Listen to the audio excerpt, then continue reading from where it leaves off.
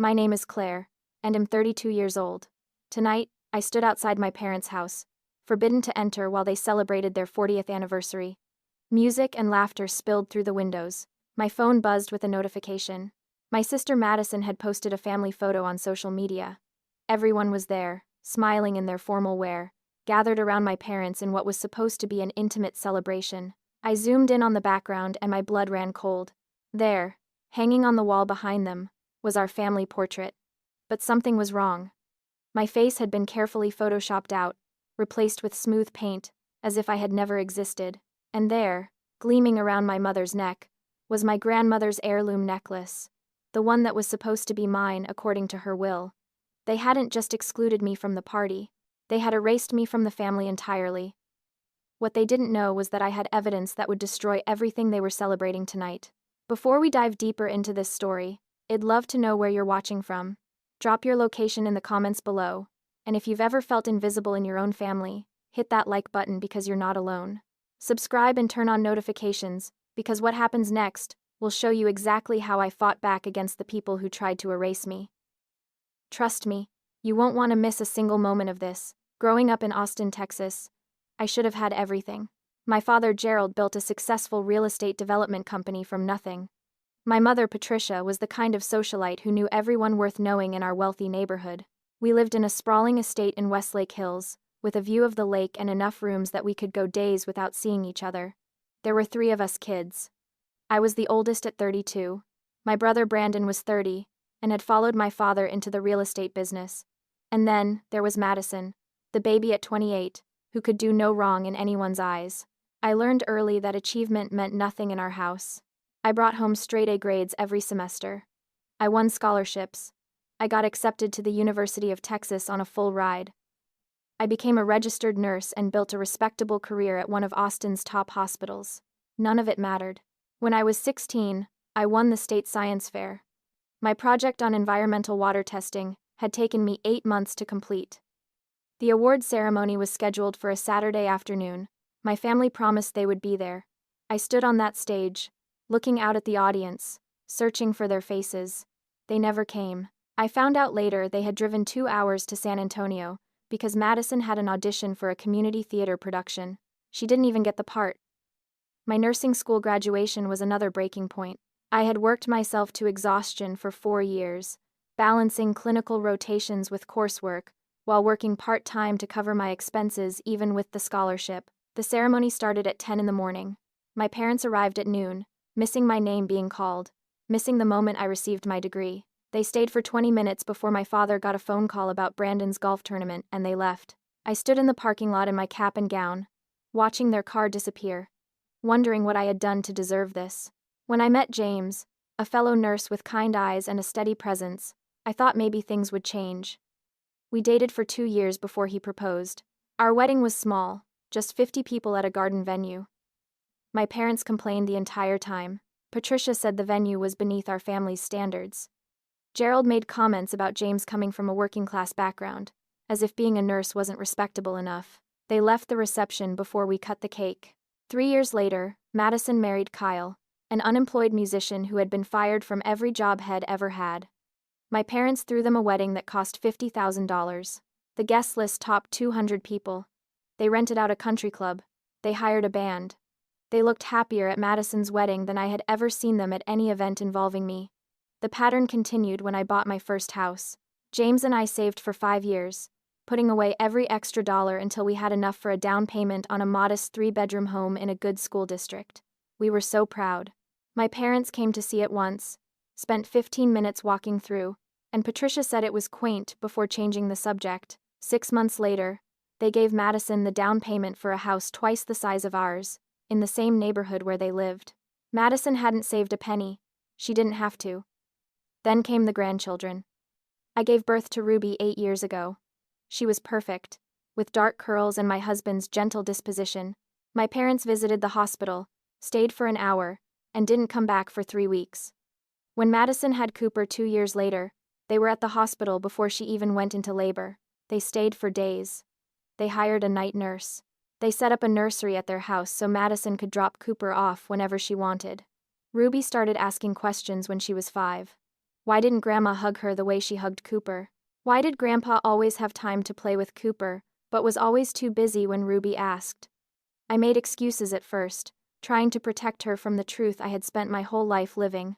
6 months ago, I started therapy. My therapist helped me see what I had been refusing to acknowledge. I was the scapegoat. Madison was the golden child. Nothing I did would ever be good enough because the problem wasn't my behavior. The problem was that my parents had assigned us roles before we even had a chance to be ourselves. I started pulling back from family dinners. I stopped responding immediately to every text message in the family group chat. I needed space to heal. They didn't even notice I was gone. 3 months before the anniversary party, I asked my mother if I could borrow her heirloom necklace for a hospital charity gala. It was a beautiful piece, diamonds and sapphires set in white gold, and it had belonged to my grandmother. When my grandmother died, her will specifically stated that the necklace should go to the eldest granddaughter. That was me. But my mother had never given it to me. She wore it herself to special occasions. I thought maybe this one time, she would let me wear what was rightfully mine. Patricia looked at me like I had asked for her kidney. That necklace is for Madison, she said coldly. You wouldn't appreciate its value. I reminded her that my grandmother's will left it to me. She waved her hand dismissively. Plans change, she said. Madison deserves beautiful things. I felt something crack inside my chest. It wasn't about the necklace. It was about what it represented. Even a dead woman's wishes could be overridden if they benefited me instead of Madison. 2 weeks before my parents' 40th anniversary party, I received a formal invitation in the mail. It was late. Everyone else had gotten theirs a month earlier. The heavy cardstock announced a celebration at their estate on Saturday evening, formal attire requested. Despite everything, despite the years of being overlooked and dismissed, I felt a flutter of hope. Maybe this would be different.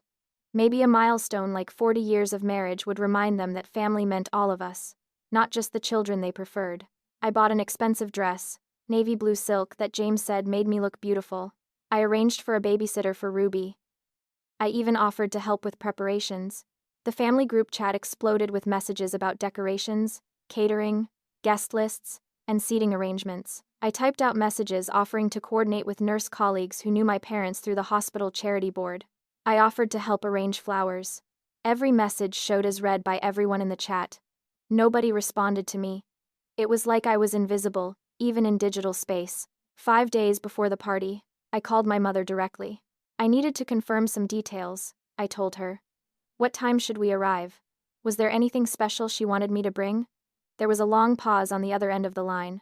Actually, Claire, my mother said in that tight voice she used when she was about to say something cruel, we need to talk about the party. My stomach dropped. What about it? I asked. She sighed like I was being difficult. We've decided it's family only, she said. An intimate gathering, just close family. I stood in my kitchen, holding the phone, trying to process what she was saying. I am family, I said slowly. I'm your daughter. Another pause. You've been so distant lately, she said. Barely coming to family dinners. We don't want negative energy at our celebration. The accusation landed like a slap. I had been working double shifts at the hospital because we were short-staffed. There was a nursing shortage affecting every unit.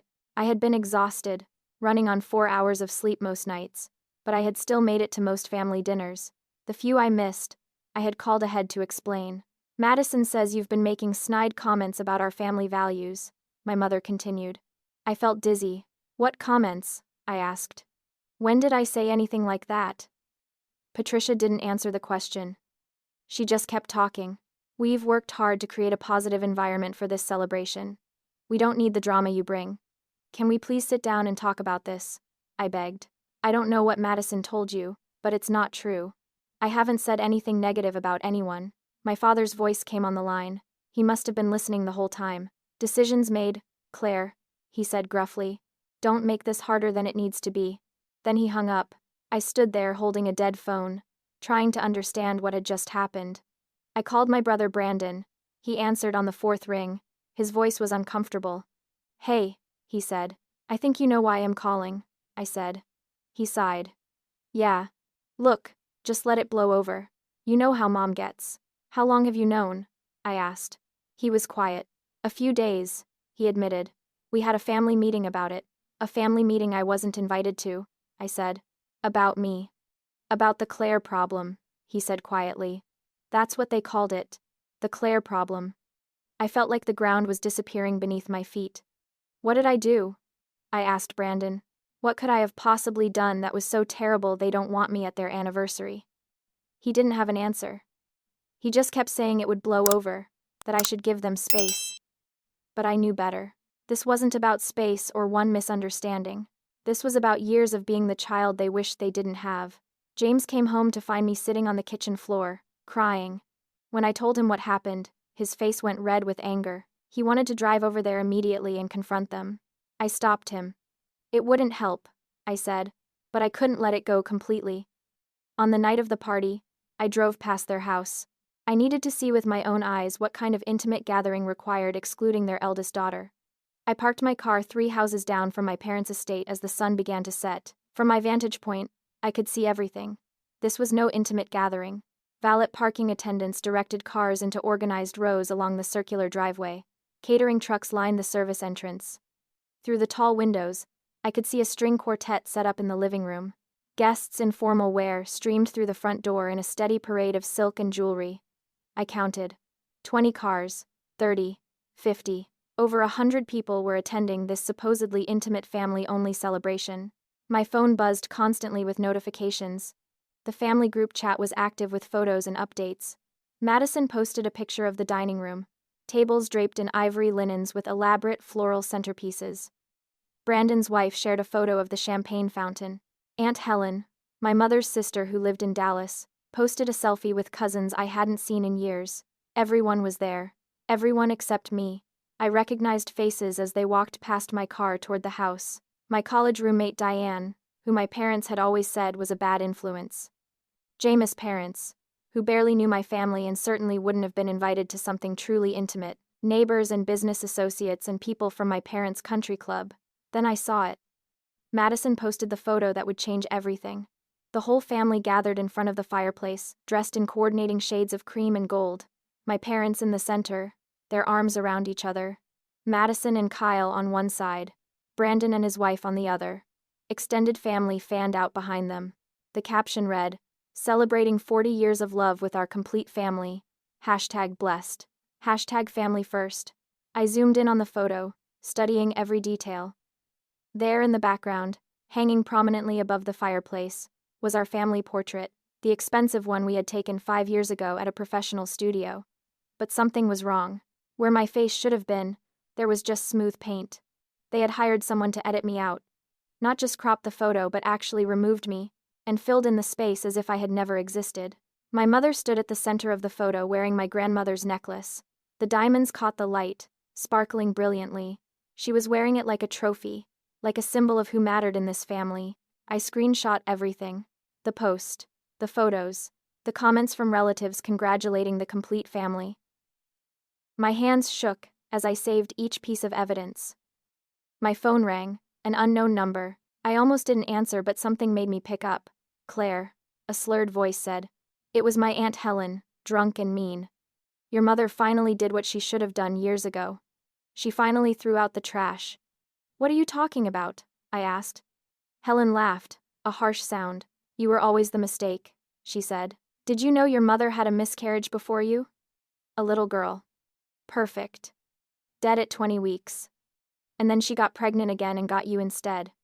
You were the replacement baby, and you could never measure up to the one she lost." I had never known about a miscarriage. My mother had never mentioned it. Helen kept talking, venom in every word. "You look just like Patricia's mother. Did you know that? Every time she sees you, she sees the woman who made her childhood a living hell, her abusive, cruel mother. That's why she can't stand you. It's not about anything you did. It's about who you look like." Then Helen hung up, leaving me sitting in my car with this new horrible knowledge. Everything made sense suddenly. The coldness, the rejection, the preference for Madison, who looked like my father's side of the family. I wasn't being punished for my behavior. I was being punished for resembling someone who had hurt my mother decades ago. I looked at Ruby's photo on my phone background. My sweet 8-year-old daughter with her bright smile and innocent questions about why Grandma didn't love her the same way she loved Cooper. I thought about her growing up thinking she wasn't good enough. I thought about this pattern continuing to the next generation. And I felt something shift inside me. The grief and hurt hardened into determination. They wanted me erased. They wanted me gone. But I wasn't going to disappear quietly. I was going to fight back. I drove home in a daze, gripping the steering wheel so hard my knuckles turned white. James was waiting up, sitting at the kitchen table with a cup of coffee gone cold. One look at my face and he stood up. "What happened?" he asked. I showed him everything. The photos, the screenshots, the edited family portrait. I told him about Aunt Helen's call, about the miscarriage I never knew about being blamed my entire life for looking like my mother's abuser. James listened to all of it, his jaw getting tighter with every word. When I finished, he pulled out his own phone. "I've been keeping evidence too," he said quietly. "Last Thanksgiving, I went to get my coat from your parents' study. Your father was in there on a call with one of his business partners. I heard him say my name, so I stopped to listen. He was telling this guy that you married beneath you, that I was just nurse money with no real ambition, that the family was embarrassed by your choice." I stood in the doorway, staring at my husband. "You recorded it?" I asked. He nodded. "I suspected they looked down on me," he said. "So I started documenting. I've got 3 other recordings. Comments about how well never amount to anything. How our house is tiny and pathetic. How Ruby won't have the advantages Cooper has because her parents chose working-class careers." We sat together at that table and compared our evidence. Text messages where my mother complained about me to other family members, forwarded by cousins who thought I should know. Social media posts where Madison made thinly veiled comments about ungrateful siblings. The pattern was clear. This hadn't been a sudden decision to exclude me. This had been building for years. A systematic effort to push me out of the family, while still maintaining the appearance of normalcy to outsiders. The next morning, there was a knock at our door. I opened it to find my brother Brandon standing there. He looked terrible, like he hadn't slept. His hair was uncombed and his eyes were red. "Can I come in?" he asked. I stepped aside and let him into the living room. Brandon sat down heavily on our couch and put his head in his hands. "I need to tell you something," he said. "And you're going to hate me for not saying it sooner." Brandon started talking. He told me about conversations at the family business, at dinners I wasn't invited to, in group chats I wasn't included in. He had been uncomfortable with how they treated me for years but stayed silent because speaking up would have cost him. Our father controlled his career, his income, his future in the company. Standing up for me meant risking everything he had built. But last night at the anniversary party, he overheard something that crossed a line he couldn't ignore. My parents were in the study with their estate attorney, a man named Richard Thornton. Brandon had gone looking for our father to ask a question about a business deal. The door was cracked open. He heard his own name and stopped to listen. They were discussing changing their will. The attorney was reading back the new terms. Madison would receive the house, all the jewelry, and $3 million in investments. Brandon would receive the real estate business and properties valued at around $4 million. And Claire would receive $1 with a clause that said she knows why. Brandon pulled out his phone. "I recorded it," he said, his voice shaking. "I stood outside that door and I recorded the whole conversation. They're planning to cut you out completely. Not just from inheritance but from the family narrative. Mom said she wanted to make sure you couldn't contest the will. That's why the $1. It proves you weren't forgotten, just deliberately excluded." I listened to the recording. My parents' voices were clear. My mother sounded almost gleeful, discussing how they would structure things to hurt me as much as legally possible. My father talked about wanting to make sure I understood that I had failed as a daughter. "Why are you telling me this?" I asked Brandon. He looked up at me with tears in his eyes. "Because I've been a coward," he said. "I watched them treat you like garbage for decades and I said nothing. I benefited from being the good son while you were being erased. But listening to them celebrate hurting you, watching them toast to 40 years of love while their daughter stood outside in the dark, I couldn't do it anymore. I'm done protecting them. I'll testify to anything you need. I'll give you every piece of evidence I have. I'm done." The 3 of us sat together and made a plan. Brandon would continue to appear loyal to our parents on the surface, attending family events and maintaining his position in the business. But privately, he would feed me information. He would document every conversation, every decision, every cruel comment.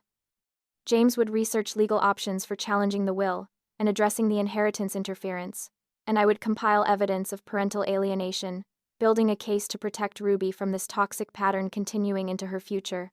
We weren't just fighting for money or recognition. We were fighting to break a cycle of abuse. That afternoon, my phone started buzzing nonstop. Madison had made a new Facebook post, a long screed about toxic family members who spread lies and create drama. She didn't name me directly, but tagged every family member and family friend. The post said, "Some people can't be happy for others. They create problems where none exist and play the victim when confronted. They poison family relationships with their negativity and jealousy. We're praying for her healing, but we can't allow her to destroy what we've built." Comments flooded in from relatives I hadn't spoken to in years, people who only knew my parents' version of events. My cousin Judy commented, "Always knew she was trouble. Poor Patricia having to deal with this ungrateful daughter." Family friends added their thoughts. One woman who had known me since I was a child wrote, "Such a shame when children forget everything their parents sacrificed for them." Another commented, "Education doesn't equal class. Some people get a degree and think they're better than everyone." The post was shared 40 times within an hour. My reputation in our family's social circle was destroyed before dinner time. Distant relatives I barely knew sent me private messages, some concerned but most accusatory. "How could you treat your parents this way? What did they ever do to deserve this? You should be ashamed." My phone became a weapon pointed at my heart. For 3 days, I couldn't get out of bed. I called in sick to the hospital for the first time in 5 years. The weight of what was happening pressed down on my chest until I could barely breathe. Every time I closed my eyes, I saw that edited family portrait, with the smooth paint where my face should have been. I kept hearing Aunt Helen's drunken voice telling me I was the replacement baby, the one who could never measure up to the perfect dead daughter my mother had wanted. Ruby knocked on my bedroom door on the 3rd day. "Mommy," she said softly. "Are you sick?" James had been trying to shield her from what was happening, telling her I had a bad cold. But Ruby was smart. She knew something was wrong. I opened the door and pulled her into a hug. She wrapped her small arms around me. "Is it because of Grandma?" she asked. My whole body went still. "Why would you think that?" I asked. Ruby pulled back and looked at me with those knowing 8-year-old eyes that saw more than I wanted them to see. "Aunt Madison told me something last month," Ruby said. "We were at Grandma's house and I asked her why Grandma didn't hug me as much as she hugged Cooper. Aunt Madison said it was because my mommy was jealous of their family. She said you didn't like them very much, and that made Grandma sad." I felt rage building in my chest, but I kept my voice calm. "Did that make you feel bad?" I asked Ruby. She nodded. "And then at Grandma's birthday party, Cooper pushed me into the pool. My dress got all wet and I was crying. Grandma told me I needed to be sweeter, like Cooper. But Cooper pushed me on purpose." He laughed about it. I held my daughter and realized the damage had already been done. Madison had been poisoning Ruby's mind. My parents had been showing her through their actions that she wasn't as valuable as her cousin. And I had been so focused on trying to maintain a relationship with my family that I hadn't protected her from the same treatment that had scarred me. That realization pulled me out of my spiral. I got out of bed. I showered. I looked at myself in the mirror and made a choice. I wasn't going to let them do to Ruby what they had done to me. But then Brandon texted me an update that sent me reeling again. He had just left a family dinner. My parents had made an announcement. At the upcoming family reunion in 3 weeks, they were going to formally introduce their children. Just 2 children, Madison and Brandon. They were planning a public disowning, a formal declaration to extended family that I was no longer part of their lives. Brandon said our mother had actually rehearsed a speech about how sometimes parents have to make difficult decisions to protect their family. She was going to paint herself as the victim, and me as the problem child she had tried so hard to love. I sat on the edge of my bed, staring at Brandon's text, and felt myself sliding back toward that dark place. What was the point of fighting? I thought. They had more money, more social connections, more power. They were willing to lie and destroy my reputation. Maybe it would be easier to just disappear like they wanted. James found me there an hour later, sitting in the dark. He turned on the light and sat beside me. "We could move," he said gently. "Start over somewhere else. Leave all of this behind." I looked at him. This good man who had stood by me through everything. "That's giving up," I said. "That's letting them win." Ruby appeared in the doorway holding a piece of paper. She had drawn a picture. It showed a family, but in the drawing, I was crossed out with black marker. Ruby stood next to my crossed-out figure, crying. "This is how I feel at Grandma's house," Ruby said. "Invisible. Just like you." Something in me broke open. Not the broken that shatters, but the broken that lets light in. My daughter had drawn a picture of the generational trauma I had been living, and she was asking me without words to be strong enough to stop it. I stood up. I called a lawyer that afternoon. Sharon Reeves was a family law attorney who specialized in estate disputes and parental alienation cases. Her office was downtown, decorated with tasteful art and leather furniture. She sat across from me and listened to the entire story without interrupting. When I finished, she leaned back in her chair. "I've seen this pattern before," she said. "Narcissistic family systems, golden child and scapegoat dynamics, the systematic exclusion, the will manipulation. All of it. What you're describing is a textbook case." She asked to hear Brandon's recording of the will discussion. We played it on speakerphone. When it ended, Sharon nodded. "This is evidence of undue influence," she said. "If your sister has been manipulating your parents, especially parents in their early 70s, we have grounds to challenge." She pulled out a legal pad and started taking notes. "But I need to be honest with you, Claire. If we do this, your family will go to war. They'll fight back hard. They'll try to destroy you in every way possible. Are you prepared for that?" I thought about Ruby's drawing. I thought about my grandmother's necklace sitting around my mother's neck when it should have been mine. I thought about that family portrait with my face erased. "They already went to war," I said. "I'm just finally suiting up for battle." Sharon smiled. "Then let's make a plan." I transformed our dining room into a war room. Charts covered the walls, timelines mapping out every incident of exclusion and cruelty. James helped me organize everything chronologically. We had dates, times, witnesses. We cross-referenced Madison's accusations against my actual schedule, using my hospital time cards to prove I couldn't have been at events where she claimed I said terrible things. Easter dinner when she said I called them shallow. I was working a 12-hour shift in the emergency room. The birthday party where she claimed I laughed about their marriage. I was at a nursing conference in Dallas with 50 witnesses and a hotel receipt. Brandon became our inside source. He still had a key to our parents' house from his years living there. One afternoon when they were at the country club, he let himself in and went to my father's home office. He found the draft of the new will in a locked drawer. He picked the lock using a technique Head learned from YouTube. He photographed every page. The document was devastating in its cruelty. Not only was I receiving just $1, but there was a clause explaining why. It stated that Claire has demonstrated through her actions and attitude that she does not value family or respect the sacrifices her parents made. She has chosen to distance herself from family values, and therefore does not deserve to benefit from the estate her parents built. Madison was listed as the primary beneficiary, described as the devoted daughter who has always put family first. Brandon also screenshot months of family group chat messages, the ones from chats I wasn't included in. Madison's messages were particularly revealing.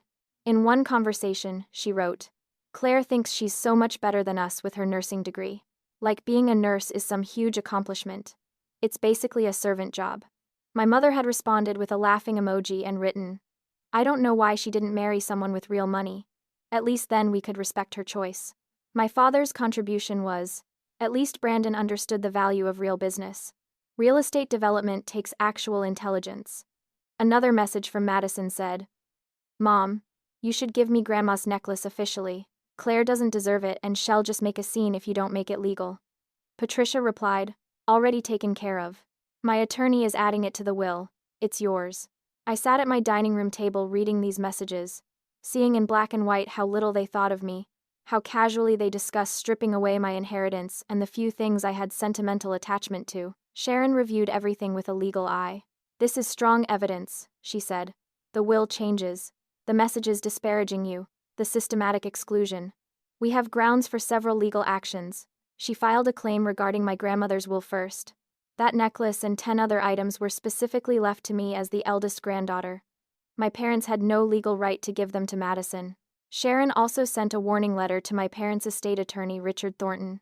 The letter outlined evidence of undue influence and manipulation in the will changes. It warned that any attempt to exclude me from inheritance based on false accusations would result in a lengthy legal battle they would likely lose. She copied the letter to the police department as a warning about the false reports Madison might file.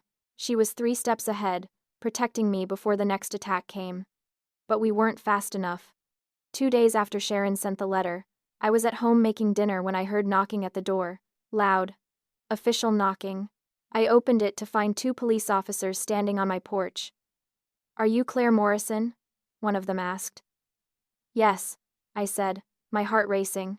"We need to ask you some questions about an incident reported by your sister Madison Harper. Your sister filed a report claiming you threatened her and your parents at a family dinner 2 weeks ago. She says you became violent and confrontational. She's requesting a protective order." I stood there in shock. The dinner had been tense, but I never raised my voice above normal conversation volume. "I certainly never threatened anyone or became violent. That's not true," I told the officers. "I have a recording of that entire dinner. I recorded it for my own protection, because I suspected my family might make false accusations." The officers looked at each other. "Can we hear it?" one asked. I pulled out my phone and played the recording Sharon had told me to keep accessible. The officers listened to the entire 40-minute conversation. In it, my voice was calm throughout. My family members were the ones who became aggressive and hostile. The officers apologized for bothering me. One of them said they had to investigate every report, but it was clear Madison's accusations were false. They noted in their report that I had evidence contradicting her claims, but the damage was done.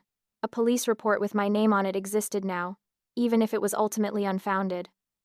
And Madison wasn't done. She filed for an emergency protective order anyway, claiming she feared for her safety.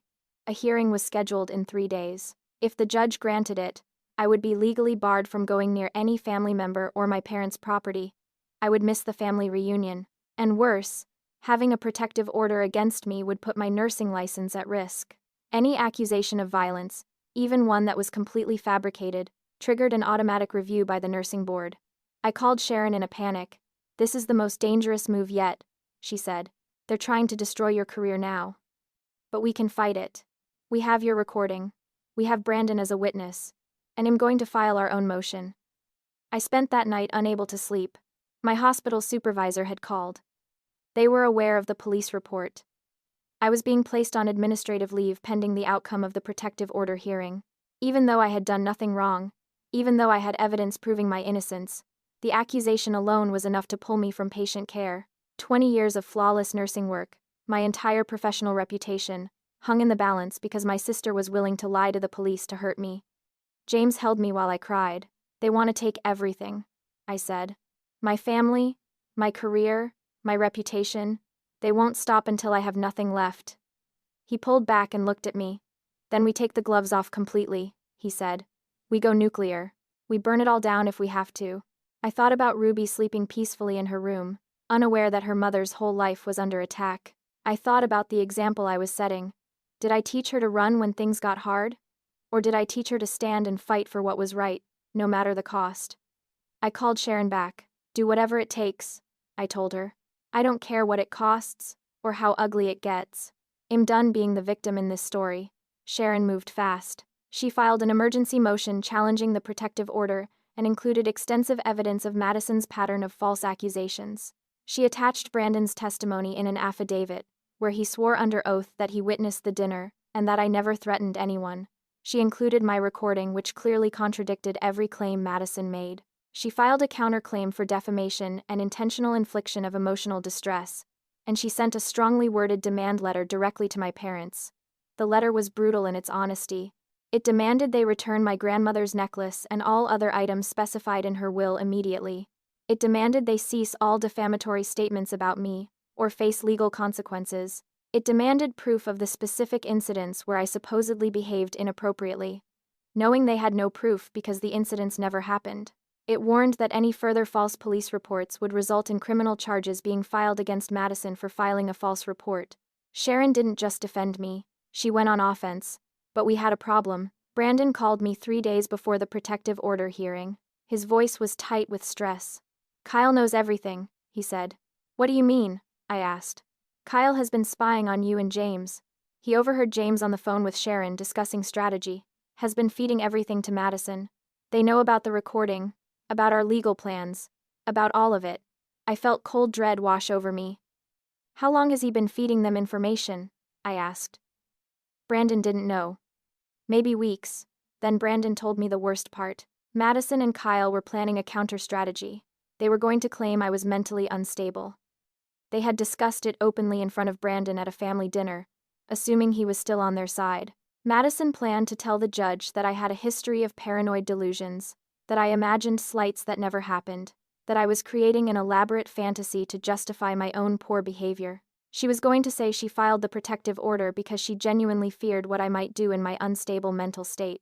Kyle had even contacted some of my former college classmates, asking leading questions about my emotional state back then, trying to find anyone who would say I had been dramatic or unstable. 2 days before the hearing, the police showed up at my house again. This time they were there because Madison had filed another report. She claimed I had driven past her house multiple times, that I had sent her threatening text messages, that I was stalking her. I hadn't been anywhere near her house. I hadn't sent her any messages at all. But proving a negative is almost impossible. Sharon requested my phone records and my car's GPS data, but gathering that evidence took time. In the meantime, the second police report strengthened Madison's claim that she needed protection. Then came the call from my hospital HR department. They had received a formal complaint. An anonymous caller had reported that I had been drinking on the job, that I had made medication errors, that patients had complained about my care. All of it was lies. I had never had a single complaint in my entire career. I had never made a serious medication error. I certainly never drank at work. But hospital policy required a full investigation. I was officially suspended without pay until the investigation concluded. My nursing license, my career, my ability to support my family, everything hung by a thread. I sat on my couch and felt the walls closing in. They weren't just trying to exclude me from the family anymore. They were actively trying to destroy my entire life. My career was under attack. My reputation was shredded. I was facing protective orders that could become permanent, and I was burning through savings to pay Sharon's legal fees. James found me staring at the wall. "I think they're going to win," I said. "I think they're actually going to destroy me." He sat beside me. "They already tried," he said. "And you're still here, still fighting. That means something." The night before the hearing, I couldn't sleep. I lay in bed thinking about how we had gotten here. All I had ever wanted was to be seen, to be valued, to be treated like I mattered. Instead, I got a lifetime of rejection, culminating in a legal battle, where my own family was painting me as dangerous and unstable. Ruby came into my room at 2 a.m. "I can't sleep either," she said. She climbed into bed next to me. "Are we going to be okay?" she asked. I held her close. "Yes," I said. "We're going to be okay. Even if it meant walking away from everyone except James, Ruby, and Brandon. Even if it meant starting completely over. We would be okay because we had each other." Sharon called at 7 a.m. "I have good news," she said. "I subpoenaed Madison's phone records and her bank statements. Your mother paid someone to lie for you. $5,000 transferred to an account belonging to Diane Curtis, your college roommate. Diane is listed as a witness for Madison's protective order hearing. She's going to testify that you had anger issues in college, but we have proof she was paid for her testimony. That's perjury and witness tampering." I felt a new kind of pain cut through me. Diane had been my best friend. We had stayed up countless nights studying together, shared our dreams, supported each other through breakups and family drama, and she sold me out for $5,000.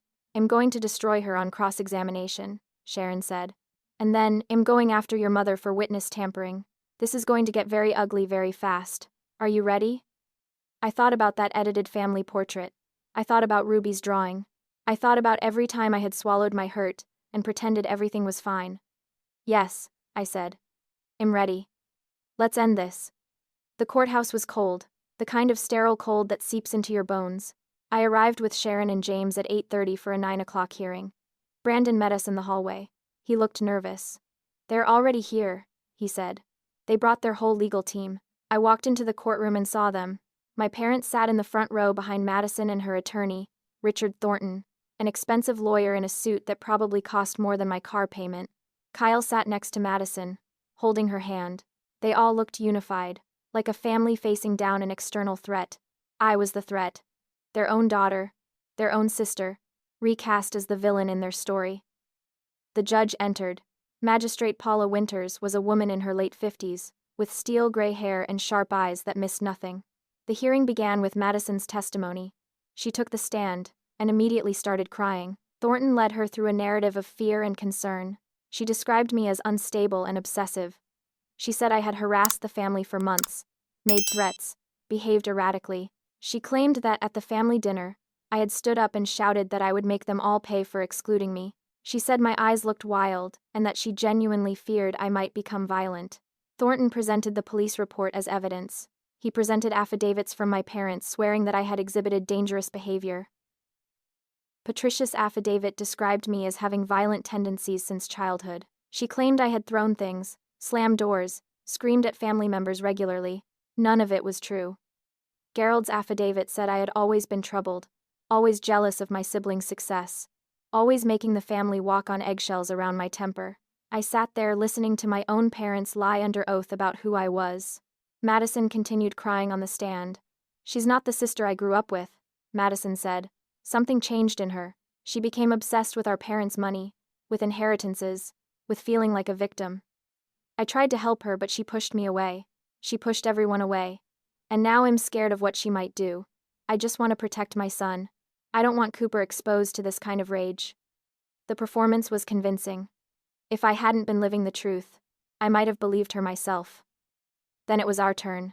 Sharon stood up and the energy in the room shifted. She pressed play on the audio recording of the family dinner. The courtroom filled with voices. My calm questions, my parents' hostile responses, Madison's escalating accusations. There was no shouting from me, no threats. Just a woman asking simple questions about why she was being excluded, and a family responding with cruelty. When the recording ended, the silence was heavy. Thornton objected, claiming the recording was inadmissible because the family members didn't know they were being recorded. Sharon countered that Texas is a one-party consent state, and I had every right to record conversations I was part of for my own protection. Brandon took the stand next. He testified clearly, and without hesitation. He described the family meeting where they discussed excluding me. He described overhearing the will changes. He described watching Madison lie repeatedly about things I had supposedly said and done. He admitted his own cowardice in staying silent for so long. But he also said firmly that he was there at the dinner and I never threatened anyone, never raised my voice inappropriately, never exhibited any behavior that would make a reasonable person fear for their safety. Thornton tried to discredit him, suggesting he was helping me to get a bigger share of inheritance.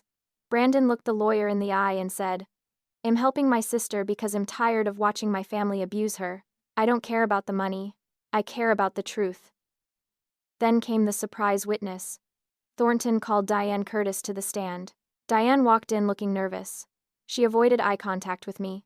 She testified that we had been roommates in college, and that I had always had problems with anger and jealousy. She said I would fly into rages over small things. She said I was obsessive and paranoid, always thinking people were against me.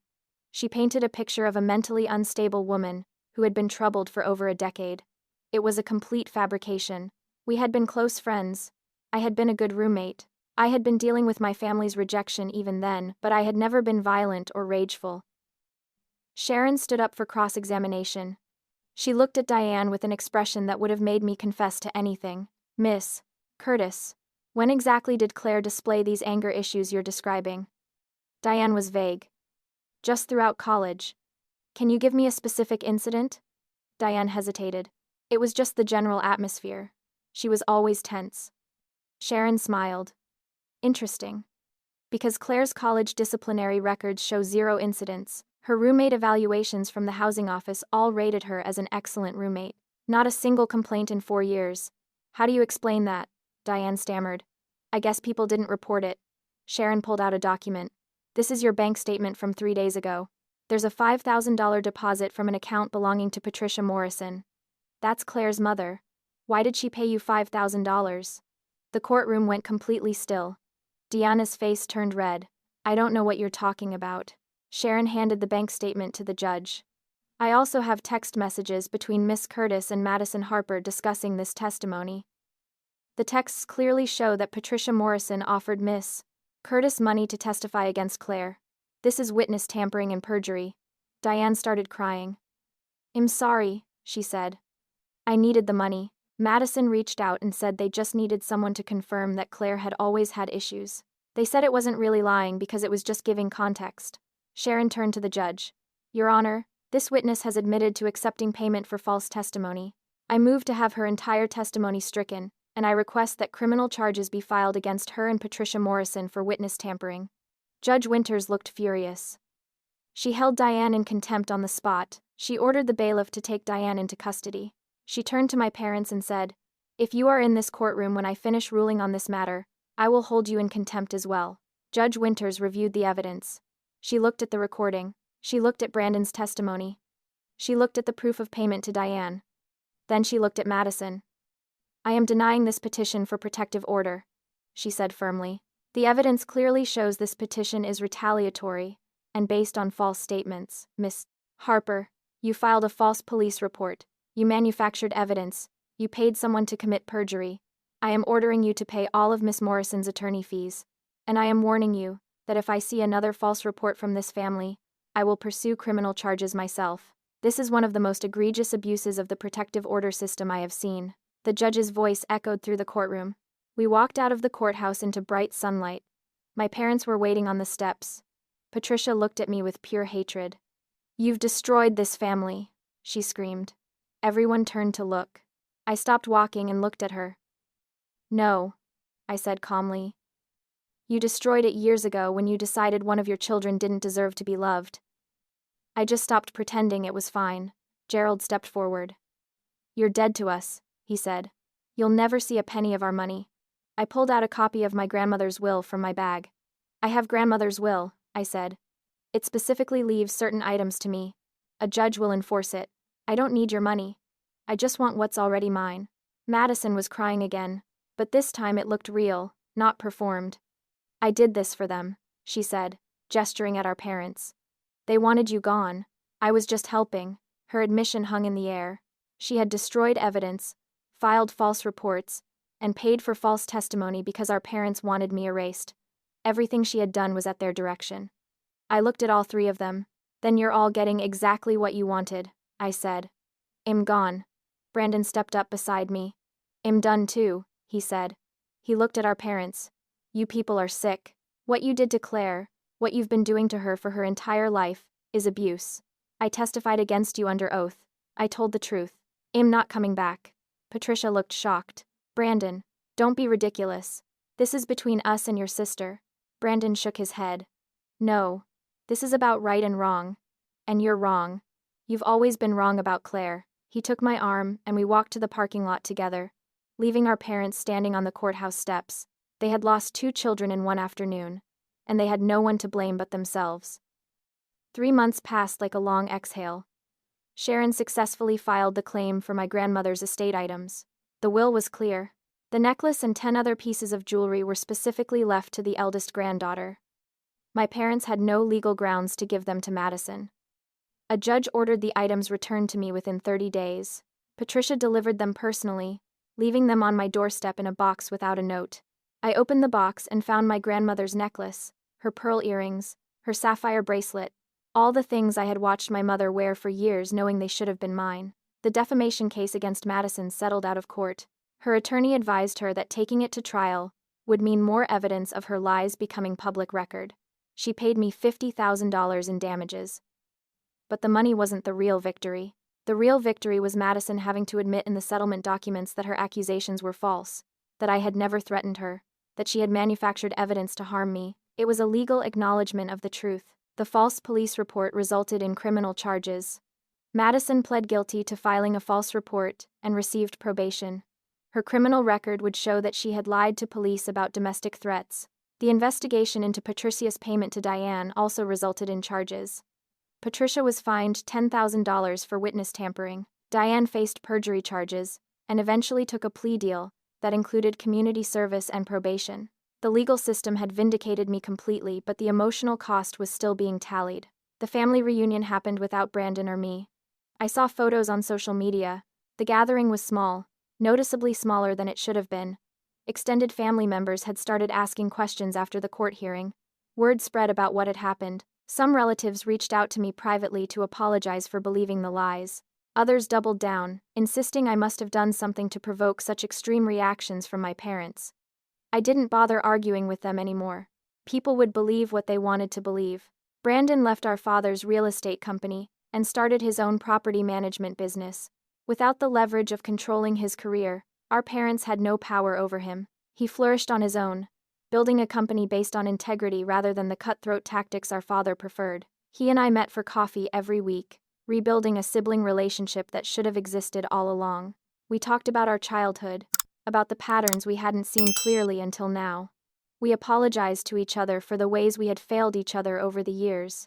We forgave. Madison's marriage fell apart 6 months after the hearing. Kyle left her, tired of the constant drama and manipulation. The divorce was messy. In the custody battle over Cooper, Kyle's attorney used Madison's false police report against her, arguing that someone willing to lie to police couldn't be trusted with primary custody. She ended up with supervised visitation only. I felt no satisfaction in her suffering. I just felt sad that it had come to this, that our family had imploded so completely. I started trauma therapy with a specialist in family systems and narcissistic abuse. My therapist helped me understand that I had been trapped in a role assigned to me before I was old enough to resist it, the scapegoat in a narcissistic family system. She explained that my mother's unprocessed trauma about losing a baby and about her own abusive mother had been projected onto me. I looked like the woman who had hurt my mother, so my mother hurt me. It was never about my actions or my worth. It was about her inability to separate me from her own pain. Understanding the psychology helped, but it didn't erase the grief. I grieved for the mother I never had, the one who could have loved me if she had dealt with her own trauma first. I grieved for the childhood I should have had, where my achievements were celebrated instead of ignored.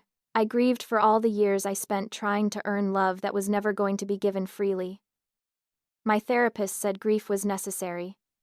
I had to mourn what I never had before I could fully embrace what I had now. Ruby thrived once she was no longer exposed to my parents' toxicity. She stopped asking why Grandma didn't love her. She stopped comparing herself to Cooper. She became more confident, more joyful, more fully herself. Her teacher commented on the change, how she had blossomed in the past few months. I didn't tell the teacher what had happened. I just smiled and said we had made some changes at home.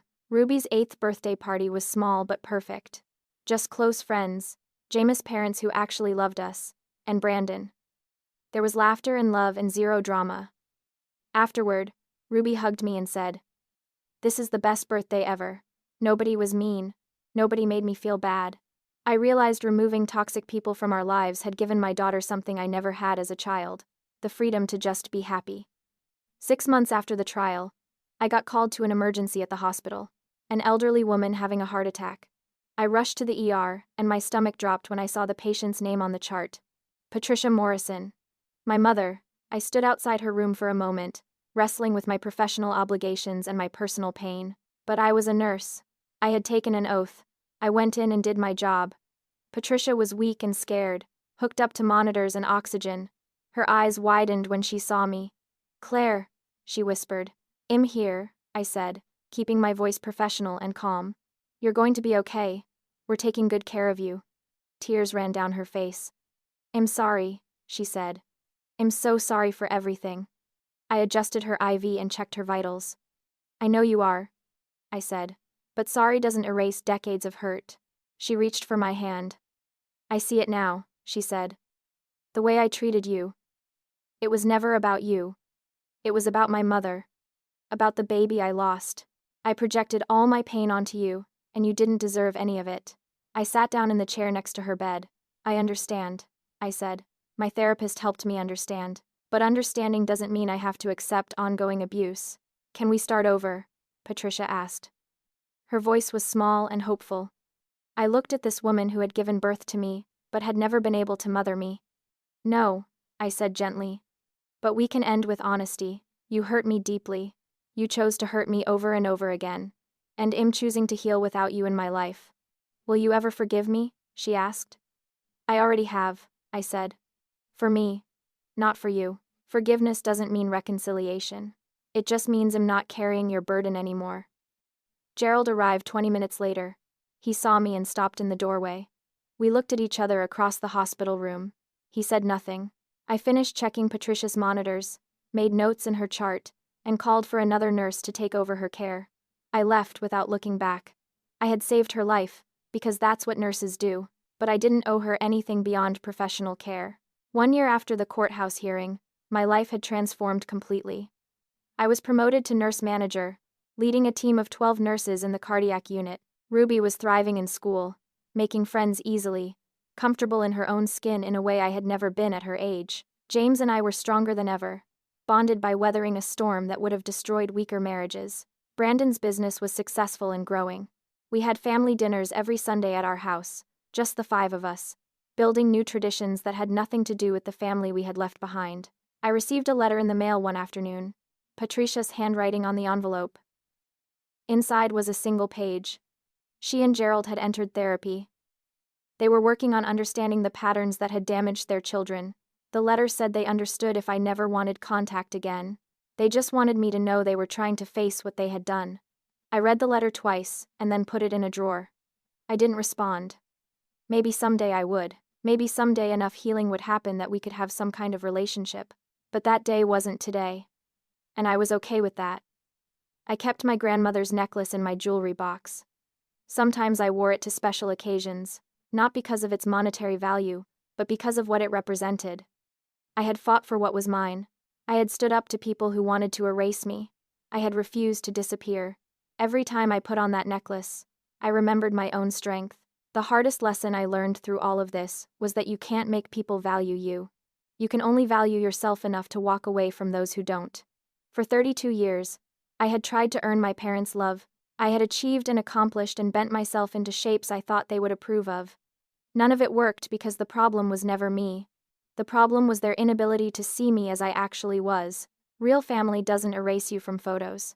Real family doesn't forbid you from celebrations. Real family doesn't lie to destroy you when you ask for basic respect. I found my real family in unexpected places. James, who stood by me when standing with me, cost him his relationship with my parents too. Ruby, who needed me to be whole, so she could grow up whole. Brandon, who chose truth over comfort even when it meant losing his place in our father's business. These were the people who loved me, not despite my imperfections, but because they saw all of me, and chose me anyway. People ask if I regret losing my family. I tell them I didn't lose my family. I lost people who treated me like I didn't matter. There's a difference. The family I built, the one I chose and the one that chose me, is healthier and more loving than the one I was born into. That grandmother's necklace reminds me every day that I fought for myself when no one else would. I claimed what was mine. Not just the jewelry, but my dignity, my truth, my right to exist without apologizing for existing. My parents wanted me gone. They got their wish. But I'm not gone in the way they intended. I'm not erased or diminished or broken. I'm free. Free from the constant effort to be good enough for people who had decided I wasn't. Free from walking on eggshells and swallowing hurt, and pretending everything was fine. Free to love and be loved by people who see my worth. Sometimes the most loving thing you can do is love yourself enough to leave. I chose myself. I chose my daughter's future over my parents' approval. I chose honesty over a comfortable lie. And in choosing myself, I found peace I never had when I was trying to fit into a family that had no space for me. Ruby asked me last week if I was sad that I don't talk to Grandma and Grandpa anymore. I thought about how to answer. I told her I was sad about what could have been if they had been different people. But I wasn't sad about our life now. Our life now is full of people who love us well. That's worth more than a big family who loves us poorly. She thought about that and then nodded. I like our family, she said. Me too, I said. Me too. The lesson I carry forward is this. You teach people how to treat you. For too long, I accepted crumbs and called it love. I accepted exclusion and told myself it wasn't that bad. I made excuses for people who should have been making excuses to me. Breaking that pattern required me to risk everything. My family relationships, my inheritance, my reputation. But what I gained was worth infinitely more. I gained myself back. I gained peace. I gained the ability to look at my daughter and know I broke a cycle of abuse that might have damaged her the way it damaged me. Sometimes the bravest thing you can do is walk away from people who can't see your worth, not because you're giving up, but because you're finally choosing yourself. And there's no shame in that. There's only freedom. Now I want to hear from you. Have you ever had to walk away from toxic family members to protect yourself or your children? How did you find the strength to choose yourself when everyone was telling you that family comes first? Drop your story in the comments below because your experience might help someone else who's struggling with the same impossible choice. And if this story resonated with you, please hit that like button and share this video with someone who needs to hear that it's okay to set boundaries with family. Subscribe to this channel for more real stories about finding strength in impossible situations. Thank you for listening to my story. and for supporting me through one of the hardest times of my life. I hope my experience shows you that you're stronger than you know, and that choosing yourself isn't selfish, it's survival. Take care of yourselves out there, and remember that the family you choose can be just as valid and valuable as the family you were born into. Sometimes even more so.